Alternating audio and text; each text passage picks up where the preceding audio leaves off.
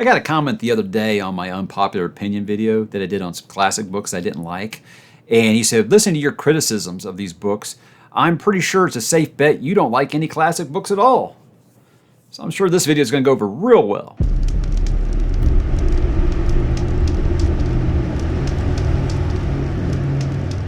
Hey, what's up, bookworms? We're back again to talk some classic books because we haven't done so in a while, and I think it's something that we need to talk about every once in a while because I do think it's important to read more classics and stuff. But there's some that come up constantly that I've been kind of avoiding, and I'm going to kind of talk about why. Now, I want to say up front, none of these are bad books. I'm not saying if these are some of your favorite books, I'm not taking that away from you. And I'm not saying that I'm not reading them because they're controversial. That doesn't bother me, guys. I think anything that came out before like the year 2000, today people say are controversial.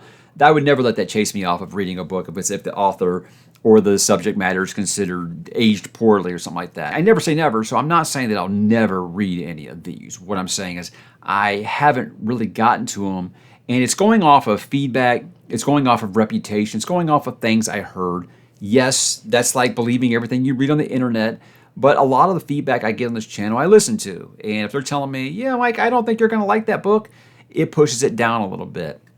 So I want to talk about 10 that I've been avoiding and why. And again, I want you to understand I am not saying that these are bad books. I'm saying these are why I've avoided it, and these are the things that either I believe or I have heard. So you're free to drop in the comments and tell me if I'm way off base on some of these, and I hope that you do, because I would like to have my mind changed on some of these. But like I said, I never say never. Let's start off with one that's going to upset some people right away. John Steinbeck. This is East of Eden. Now, this one was already like high on my list that I wanted to check out because a lot of my patrons talk about Steinbeck and they like him a lot. I read Grapes of Wrath in high school. I thought it was a little slow, but I liked it pretty much. But my wife read East of Eden last year, and I'm not going to lie, the feedback I got from her sound way too chaotic for me. It sounds like, from what she tells me, the pacing and the structure are really uneven. Like everything she would tell me, I'd be like, are you still reading the same book? Because every time you tell me something about this, it feels like you're talking about some other book. So there's all these books that feels like mashed into one.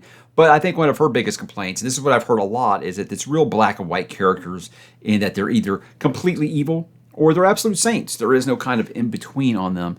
And being a character reader first, that's something that's really hard for me to get on board with because character wasn't always the focus on a lot of books that are going up on 100 years old now, and that's something that I think that I do struggle with. But some of them, if the idea or the themes are really good, I can get into classic books. And this is one that I was interested in, but like I said, the feedback I heard from her and from others is kind of having me like, I don't know if that would be a fit really for me. Next up, Pride and Prejudice by the great Jane Austen. Now, I can respect an author and say I don't think that they are for me. Now, look, I'm going to admit, they forced us to read Sense and Sensibility in high school, and it kind of chased me off because I was not ready for Sense and Sensibility in high school. The thing with Jane Austen is I feel like she is one of the greats. I just don't feel like I'm the target demo. I'm not saying you have to be a middle-aged woman to appreciate her books. I'm just saying you probably will a lot more, I think. But with me in her, as I've heard, it's a very, very challenging writing style. And I know Pride and Prejudice is very much a focus on the social class and kind of arranging their marriages and stuff. And I'm just kind of, it's just not my jam, guys. That's not something that I'm really interested in. What's kind of had me somewhat interested, people talk about how funny it is. My wife read this for the first time, I think a couple years ago, and she was laughing the whole time she read it. So that moved it up in my interest. But I don't know, I think maybe I saw some of the PBS version on TV a while back, and it just seems so stodgy and British, and a lot of British things. Just they're too British for me. If it's not Harry Potter or Doctor Who, it's probably too British for me. And I don't know. So I could be way off on this one. If I do read another Jane Austen book, it would be this one. But I've been kind of avoiding it for a while because I'm kind of scared I don't like it. People are going to be really upset if I don't like it. Let's get into a couple of the big ones here. The biggest one, War and Peace, Leo Tolstoy. The reason for this guy is real easy. The length. Now, I am not opposed to a really long book. I'm an epic fantasy reader. Obviously, I'm okay with really long books. I think there's some classics that are really long, like The Count of Monte Cristo. It's one of my favorite books of all time. So I'm not opposed to length if it has good pacing. But I've heard this book very much does not have really, really good pacing. I've also been kind of told that the translation might not be the best. Now, I don't know if there's more than one translation of this. On several books, I'll be like, people are like, what translation is the best one? I don't know if this is one of them, but War and Peace is, God, what is it, like 600,000 words? that's always been quite intimidating for a story that people sound like you get an achievement if you actually get through the book. That criticism is really what's chased me off the most up to this point. I, again, never say never, but this one is like, if you're picking one out of this list that it's most likely I never read in my lifetime, it's going to be War and Peace, sadly. Let's stick with the great Russian novels here. Let's stick with Crime and Punishment. I'm going to butcher this name. Fyodor Dostoevsky, however I say his name, someone says that I say it wrong, so that's just it. We're just going to have to accept that and move on. Let's go ahead and talk about the book here. Crime and Punishment, well, the writing style I have heard is quite monotonous. It's very, very slow. Again, I don't mind a slow burn if I like where the story is going, if I like your characters, but I've heard that this story has a particularly unlikable protagonist. You've got to be a really, really gangster writer for me to like your unlikable protagonist. I talked about Gone with the Wind before. Scarlet is completely unlikable, but I still found myself rooting for her. So I think you really have to be a really, really great writer, and I'm not saying that Fyodor, I'm going to say with Fyodor here, I'm not saying that he is not. I'm just saying that you got a story that's already supposed to be really, really slow, and now you're telling me that the protagonist is not really one that you're rooting for. That's a tough sell. It really is. I've also heard there's a huge number of characters, and they're all very, very difficult to remember Russian names, which might be a little foreign, obviously, to Western eyes. And that's hard for me. Like, it was really, really tough for me. And it's not a non-starter like Shogun. I love Shogun. Those names were just gobbledygook when I first started. I'm never going to be able to get these characters separate. And I did over time, and you find something you think it sounds like when you're reading. This is the great thing about reading it versus audio, because I'm not an audio guy, is I think you can just kind of, that's what it sounds like. I think about Bernard Cornwell's, his Arthur series, Warlord Chronicles. I don't think that the names that I said in my head are anything like you actually pronounce them. And I think that actually helped me when I came to reading that. So I don't think that would really chase me off. But again, unlikable protagonist, very, very slow. Yeah, again, that's a rough one. How about some science fiction? I'm going to be honest with you guys. With classic science fiction, I just don't think I might not be smart enough, because I'll be real with you. I'm not the real intellectual. And a lot of the classic science fiction is considered intellectual, philosophical, and if it's not Frank Herbert, it's hard for me to really vibe with that. And that's why I've been kind of putting off Foundation by Isaac Asimov for so many years. Obviously, one of the grandfathers of the genre. It's tough to say, wow, you've never read Isaac Asimov. I was going to start with iRobot years ago, and it just didn't happen that way. But with this, it's just, the biggest thing here, it's going to sound kind of funny, the biggest reason I didn't read this, because I actually had a plan to do, is because I didn't want to be criticizing the adaptation on Apple TV the whole time I was watching it. Usually I say I want to read something before I watch it, because that way, I know what they got right, what they got wrong. I had a feeling with that. There's no way they're going to be able to adapt this faithfully. I'm just going to watch the show. And then I really, really liked the show. And I was talking to Chris Ferracchio, and he was telling me something that I gave him feedback that was my favorite part of the show, which was the Three Emperors. He basically said, oh yeah, that's not even in the book. I was like, well, that's a bummer. So it isn't the only reason, but again, with this, is I've been warned, it's incredibly dry, very, very plotting. And I fear I'm just not smart enough for his writing style. I'm sure it is very, very, very precise and intellectual and philosophical and brilliant. It probably really is. I lack those things. I lack the brilliance to understand science fiction. That's what chases me off with a lot of classic sci-fi. Is like, what's going on right now? Or, oh, we're still doing this. I feel like that's the problem that I have with a lot of. That's why I lean more towards the horror and the fantasy on this channel than the sci-fi. I love science fiction on TV, but a lot of it has become very, very difficult for me to read, especially if it's from yesteryear. That's really, really hard for me. And that's why I've kind of put that one off. I got a really beautiful edition of this book that I was prepared to read, and I still might. But right now, I'm just like, I have a feeling I would just be staring at the wall asking if I'm smart enough to be reading this. The next one is a very, very popular book. I believe it's the best-selling book of all time. I don't know. It seems like that gets blurred all the time. Don Quixote by Miguel de Cervantes. This is one that I think everyone here has heard of. And why have I avoided it?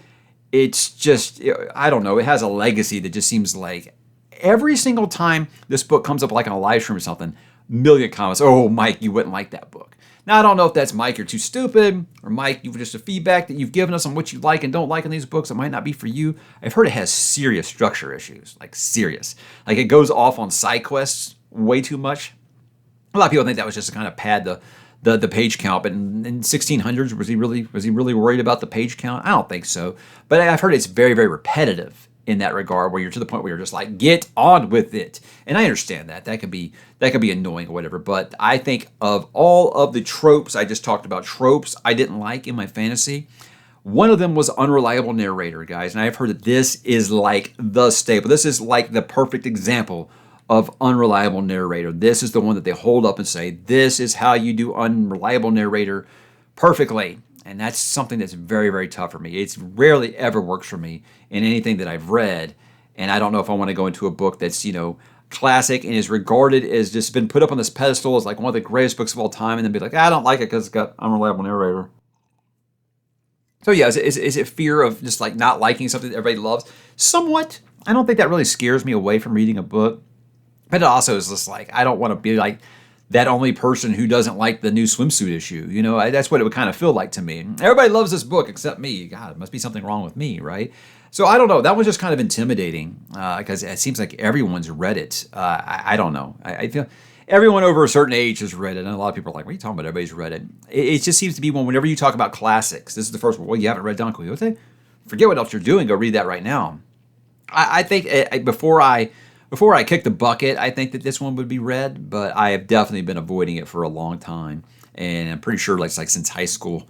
And I'll probably keep avoiding it for a little while longer. This one is really just one that gets recommended a ton whenever I talk about classic books. To the Lighthouse by Virginia Woolf. The whole reason I've kind of avoided this one is I've been told several things. It lacks a real plot structure. Like it's one of those books you can read and be like, what was that supposed to be? And I don't know. I hate putting that much effort into something that's going to be a little difficult to read because of her writing style is supposed to be very, very difficult to grasp, sometimes very abstract. And I trying to get invested in something like that and then feeling like nothing happens. But for me, somebody described it as it has a multiple stream of consciousness character POVs. And it will just like shift between these POVs all the time. And these characters are very much just like in their head. That sounds baffling to me. I don't know. That again, that's how it was described to me. But just that description alone makes me say, I'm dizzy just hearing that. So Virginia Woolf is an author I've never read before. And I feel like it's one of the greats that I need to get to. So if I did, it would be this book. But again, that's kind of chased me off. That description right there has chased me off in the past and continues to do so even today. This one might actually get me some people to turn the video off here. And not because the book is Tender as the Night by F. Scott Fitzgerald, but because my reasoning for not wanting to read this book is because The Great Gatsby is one of my most hated classic books of all time. And when I heard, who's the author of this? They're like, F. Scott Fitzgerald. I'm like, no, thank you. Based off of The Great Gatsby alone. Yes, I disliked Great Gatsby enough to say, you know what? I think me and Mr. F. Scott are not going to get along. So I just moved along with that one. This book could be great. It really, really could. But again, I think when you have that negative a reaction to an author, it's hard for you to say, yeah, I want to try them again.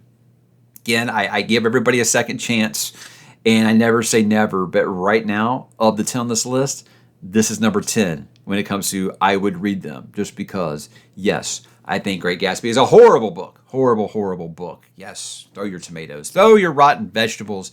Now, this next one is really kind of peculiar because I don't know necessarily, a lot of people don't consider it a classic, I guess you'd say, because I don't, what defines a classic? For me, it's just like, is it over 50 years old? Okay, I consider it a classic, but I think it's just not kind of held up on that mantle as some of the rest of them. But I was looking for a fantasy story, and the one that comes up a lot is because I know that George R.R. Martin was incredibly influenced by this series, and that's Gormenghast by Mervyn Peake. This is a series I don't really have any other real reason for not reading. I own it. I own the trilogy in hardcover. Outside of people saying that I would hate it, I haven't really have a reason not to read it. I think I had planned to a couple years back, and I just had so many people like, whoa, yeah, that's not going to be for you. I don't know. Like I said, George R. R. Martin uses several characters in his story. House Peak, I think he has a character named Titus. He has several things that I know that go back to this series, Gormenghast. He's very much supposed to be a big, big fan. So I thought, okay, well, hey, if George likes it, I might like it. You never know.